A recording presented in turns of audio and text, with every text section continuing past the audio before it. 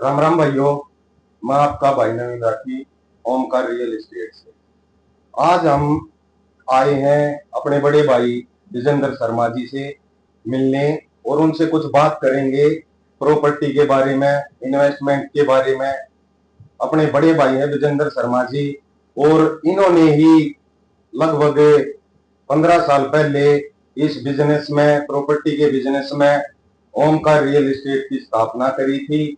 जो इनका मोटिव था कि भाई बढ़िया प्रीमियम देना है, साफ सुथरी प्रॉपर्टी जो है वो यूजर को प्रोवाइड करवानी है, उस पर आज तक ये कायम है। आज हम इनसे एक ऐसा सवाल पूछेंगे जो हर एक बायर के मन में है कि जो इन्वेस्टर है उसको तो सब पता है कि भाई हमने किस टाइम पे प्रॉपर्टी में इन्वेस्ट करना है और किस टाइम पर निकलना है, लेकिन जो एंड यूजर है, जिसने अपने बनाकर रेजिडेंस के लिए प्रॉपर्टी लेनी है, उसके लिए एक ये होता है कि जो इन्वेस्टर है वो कमा के निकल जाता है और उसको प्रॉपर्टी बड़ी हाई रेट में मिलती है। तो विजेंद्र शर्मा जी, आप ये बताओ कि अगर एंड यूजर भी ये चाहे कि उसकी प्रॉपर्टी उसको ऐसे दाम में मिले जो इन्वेस्टर को मिलती है। आपका बहुत बढ़िया सवाल है रवि साहब। असल में क्या है कि इन्वेस्टर तो लगा के पैसा कमा ले जाता है, लेकिन एंड यूजर की एंट्री उस टाइम पे होती है जिस टाइम इन्वेस्टर पैसा कमा लेता है। ये इसका कुछ कारण तो है प्रॉपर्टी के बारे में पूर्ण ज्ञान ना होना या एंड यूजर का नेगेटिव थिंकिंग होना। अब ज्यादातर स्टार्ट में ये होता है कि जी अभी तो यहाँ कुछ भी नहीं है, वो इस चक्कर में जब तक इन्वेस्टर पैसा लगा होता है और वो बाद में एंट्री करता है। मेरा तजुर्बा रहा है कि हमने फोर्ट एशिया सेक्टर 28 में स्टार्टिंग में जब ये दीनदयाल स्कीम आई तो हमने 10,000 रुपए तक के हिसाब से, तो अब जी 10,000 रुपए। फिर वो दोबारा जब डेवलप होने लगा, दोबारा आए तो 12,000 रुपए गज, 15,000 रुपए गज। यानी कहने का तात्पर्य ये है कि एंड यूजर जब बिल्कुल सज धज लेता है तब जाके एंट्री करता है और वो प्रॉपर्टी उसको महंगी पड़ती है। और आज जो ये दीनदयाल का जो ट्रेंड चला हुआ है, इसमें इन्वेस्टर को भी और एंड यूजर को भी एक विशेष बात का ध्यान रखना जरूरी हो गया है कि बिल्डर भी धोखा खाने लगे इस मामले में। जमीन खरीद ली, जमीन खरीदते ही ईओआई फॉर्म भरने शुरू हो जाते हैं। तो मुझे मेरा अपने कस्टमरों से यह कहना है कि जब तक एलओआई ना आ जाए तब तक जल्दबाजी ना करें, क्योंकि जमीन गांव के किसानों की होती है, उनकी खेवट नहीं बटी होती है। जो 90 के बाद के जनरेशन है उनको तो अभी ये पता भी नहीं होता कि खेवट क्या चीज होती है। तो उस खेवट के चक्कर में एलवाई फंस के खड़ा हो जाता है। तो चाहे इन्वेस्टर हो, अब यहाँ बहादुर में भी 2-3 केस ऐसे लटक गए जो कि सारी चीज थी, रजिस्ट्री भी करवा रखी थी, लेकिन जैसे ही एलवाई के लिए अप्लाई किया तो पता चला कि इससे ना रजिस्ट्री हो रही है, खेवट एक है और मामला अटक जाता है। तो मेरा सभी से अनुरोध है कि एलओआई आने के बाद आप ईओआई फॉर्म भर सकते हो। उसमें आपका कोई पैसा वैसा नहीं लगता, लेकिन कस्टमर की बिल्डर तक पहुंच हो जाती है कि चलो हमने यहाँ अप्लाई कर रखा है। नंबर दूसरी बात, वहां एंड यूजर जब तक नहीं आता है, जब तक उसकी चार दीवारी, उसके रोड वोड, उसके पार्क वार्क दिखाई नहीं देने लगते, तब तक एंड यूजर आता नहीं है। बाद में आता है और वो उसको फिर प्रॉपर्टी महंगी पड़ती है। देखो, दोनों तरफ अपनी इन्वेस्टर भी बहुत जरूरी है और एंड यूजर भी जरूरी है। बिना इन्वेस्टर के स्टार्टिंग में माल नहीं उठ पाता है और एंड यूजर के बिना कॉलोनी जो है बस नहीं पाती है।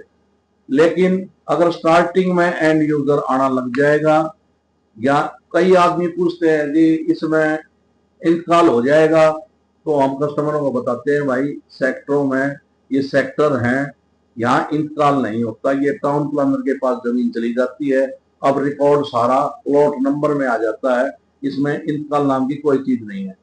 कई तो जो बुजुर्ग आदमी है वो बहस पे भी उतर आते हैं कि नहीं जी इंतकाल तो होना ही चाहिए। तो प्रॉपर्टी के बारे में खास करके जो ये दीन दयाल है, इसमें इंतकाल नाम की कोई चीज नहीं होती है। और इसमें जैसे ही LOI आ जाए तो जिस भाई को भी, चाहे वो इन्वेस्टर है चाहे एंड यूजर है, उसको उसी टाइम उसके अंदर लॉन्च कर देना चाहिए, उसी टाइम उसको ले लेनी चाहिए प्रॉपर्टी। या प्रॉपर्टी की पेमेंट तो बाद में जानी, कम से कम EOI फॉर्म तो भर ले, तो वो आदमी ज्यादा बेनिफिट में रहेगा, चाहे वो एंड यूजर है और चाहे वो इन्वेस्टर है। तो जी मतलब आपका कहने का ये है कि अगर कोई भी सोसाइटी दीनदयाल की रेरा अप्रूव्ड है तो उसमें पहले उसका LOI चेक करो कि आया या नहीं आया। बिल्कुल सही। लेकिन आपने भी बात कही कि एंड यूजर भरोसा नहीं कर पाता जब तक वो ये नहीं देख लेता कि भाई चार दीवारी हुई, रोड बंधे, लाइट आई, उसके बिना वो ट्रस्ट नहीं कर पाता। तो LOI आने के बाद ऐसा क्या है कि भाई एंड यूजर उस पर आप पे ट्रस्ट करे? जो मेन चीज है जमीन की खरीद फरोख्त वो LOI में ही हो जाती है। उसके बाद जो लाइसेंस आता है उसके अंदर तो वो अपनी फीस भी जमा कराते हैं। और रेरा आता है, रेरा का अकाउंट खुलता है। उस रेरा में आपकी जो पैसे, जो आप पैसा कंपनी को देते हो, उसकी आपकी सिक्योरिटी के लिए एक अकाउंट खुलवाया जाता है, जो कि रेरा के नजरों के सामने रहता है कि इसके अंदर कितनी एंट्री हो रही है, कितना इससे पैसा निकल रहा है। तो वो बातें तो जरूरी हैं, लेकिन जब तक आप रेरा का इंतजार करोगे तब तक काफी देर हो जाती है और प्रॉपर्टी काफी महंगी हो जाती है। EOI फॉर्म जरूर भर लो, फिर पेमेंट देना भले ही जो है लाइसेंस रेरा आने की बात करो, लेकिन आप वहां कर लोगे तो आपको रेट ठीक मिल जाएंगे।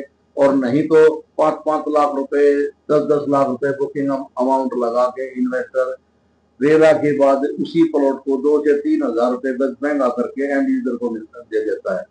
तो इस उससे बचने के लिए एंड यूजर को भी थोड़ा जागरूक होना पड़ेगा। ऑनलाइन आप खुद चेक कर सकते हो, एक राह चलते किसी डीलर से ना ले।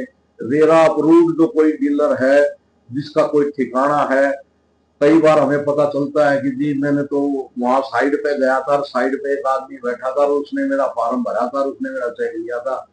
ऐसे धोखाधड़ी से बचने के लिए रेरा अप्रूव्ड जो डीलर बैठे हैं, जिनका अपना ऑफिस है, जिनका पुराना तजुर्बा है, उन्हीं से आप जो है ना डील करें। और अब तो ऐसा भी होने लगा है कि कुछ ऑनलाइन का ट्रेंड चल गया है। हाँ जी, बहुत ज्यादा चल रहे हैं ऑनलाइन के ट्रेंड में 90 के बाद के जो बच्चे हैं या 90 के जो बच्चे हैं, आज की उनकी उम्र 36-37 साल हो रही है। और जो बच्चे सेट हो गए हैं, शादी हो गई है, अब उसका अगला टारगेट है मकान लेना।